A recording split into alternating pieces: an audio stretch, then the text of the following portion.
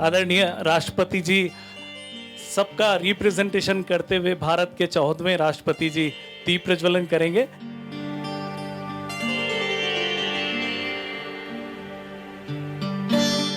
जुलाई 2017 में आपने राष्ट्रपति पद की शपथ ली और उस समय हल्की हल्की बारिश दिल्ली में हो रही थी। आपने जिक्र किया कि अभी बारिश हो रही है और मुझे याद आता है कि मैं मेरे बचपन में कानपुर देहात में मेरे गांव के मिट्टी के घर में जहां रहता था वहां बारिश का पानी चूता था। तो ये सुनकर सभी लोग बहुत भावुक हो गए और ये भारत की महानता है, हमारे देश का लोकतंत्र है कि बहुत ही सामान्य बैकग्राउंड से कोई व्यक्ति, कोई बालक उठ करके यदि वो ठाने, परिवार में सबसे छोटे आप, सामान्य सा आपका परिवार, पिताजी की छोटी सी व्यवसाय, और नहीं पढ़ने के बहुत सारे कारण हो सकते थे कि छोटा बच्चा है, मैं ये सोचता हूं, मैं अगर विचार करूं तो, लेकिन आपने शिक्षा को अपना पूरा हथियार बनाया और वो जो जंग लड़ी, शिक्षित हुए, कानपुर के डीएवी कॉलेज से आप पढ़े और फिर वहां से होते हुए सांसद, राज्यपाल और भारत के प्रथम नागरिक तक पहुंचे और बिल्कुल इसी सिद्धांत के साथ आप चलते रहे कि कर्मण्य बाधिकारस्ते मां फलेषु कदाचन, मेरे को सिर्फ कर्म करते जाना है।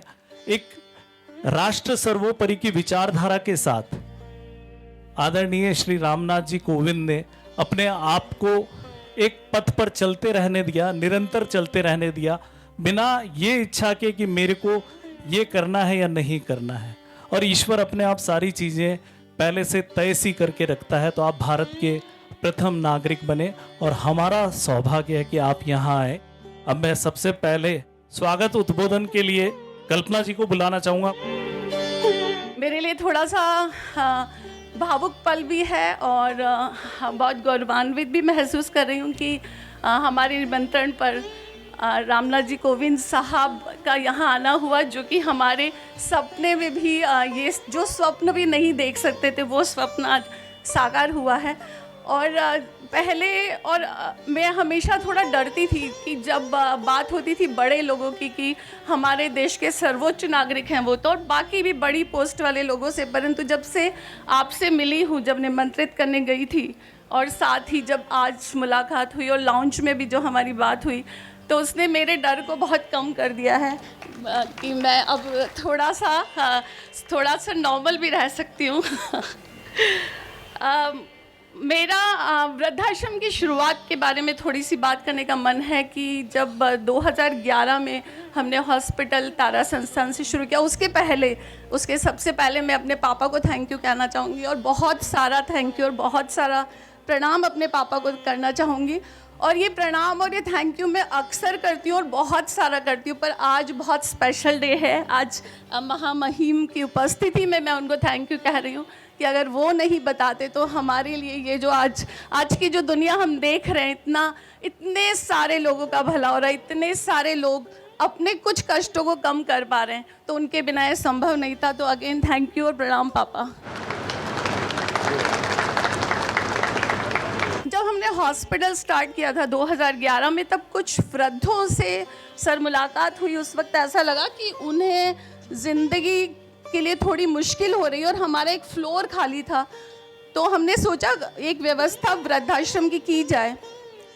परंतु आश्चर्य जब हुआ कि जिनके लिए ये व्यवस्था की थी उनमें से कोई भी लोग वहाँ नहीं रहा, और इसकी ओपनिंग में जिन लोगों को बुलाया था उनके कोई परिजन कोई पीड़ा में थे, उन्होंने एप्लीकेशन दी कि वो आना चाहते हैं। और वो ऐसा था कि हमारे घर में सर मेरी दादी के हिसाब से सब चलता था, मेरे पापा, मेरे ताऊ जी, और उसी दुनिया का मैं, उस परिवार का हिस्सा होते हुए मैं एक ऐसी दुनिया को देख रही थी जहाँ पे माता पिता के लिए घर में जगह नहीं है। तो मेरे लिए बहुत बहुत बड़ा आश्चर्य था, कभी सोचा नहीं था। फिर जब वो 25 बेड भी भर गए, तब सोचा आप क्या करें। तो जिस बिल्डिंग में सर आप अभी गए थे, उस बिल्डिंग को बनाया गया 100 लोगों के लिए। फिर वो भी भरने लगी तो एक बिल्डिंग और बनी जो बिल्कुल पास में है। और इन सब व्यवस्थाओं के बीच में अक्सर लोगों से ये बात होती थी कि हमारी संस्कृति का हिस्सा नहीं है वृद्धाश्रम। तो जब इन सब के बीच में से मैं निकली हूँ तो इतनी सारी चीज़ें मेरे दिमाग में आई कि वो वृद्ध जिन्हें पेंशन नहीं मिलती, जो सरकारी नौकरी में नहीं है, वो वृद्ध जिन्होंने शादी नहीं की है, वो वृद्ध जिनके बच्चे नहीं हैं, और वो वृद्ध जिनकी सिर्फ बेटियां हैं। हमारे संस्कृति में बेटियों के घर पे भी नहीं रहते। और वे वृद्ध जो कि अपने बच्चों से उपेक्षित महसूस कर, एक बहुत बड़ा वर्ग ऐसा है जो कि अपने बच्चों से उपेक्षित महसूस कर रहा है। आप किसी और की उपेक्षा सहन कर सकते हैं, पर अपने बच्चों की उपेक्षा आपको बहुत तोड़ देती है। उस वक्त आप क्या करें? कोई आपका घर नहीं है, कोई ऐसी जगह नहीं है। मैं लास्ट में यही कहना चाहूँगी कि हमारे डोनर्स जिन्होंने इसे निःशुल्क चलाने में हमारी मदद की, क्योंकि एक चमत्कार जैसा है कि कोई व्यवस्था ये जो आप देख रही हैं पूर्णतः निःशुल्क है, किसी से कोई भी पैसा नहीं लिया जाता। तो ये कैसे संभव है? तो ये संभव ऐसा हो रहा है कि बहुत सारे लोग हैं जो इन लोगों के लिए डोनेशन दे रहे हैं और उनको ये नहीं पता कि उनका डोनेशन किस वृद्ध के काम आ रहा है। और जो बहुत सारे वृद्ध हैं उनको नहीं पता कि कौन उनकी मदद कर रहा है।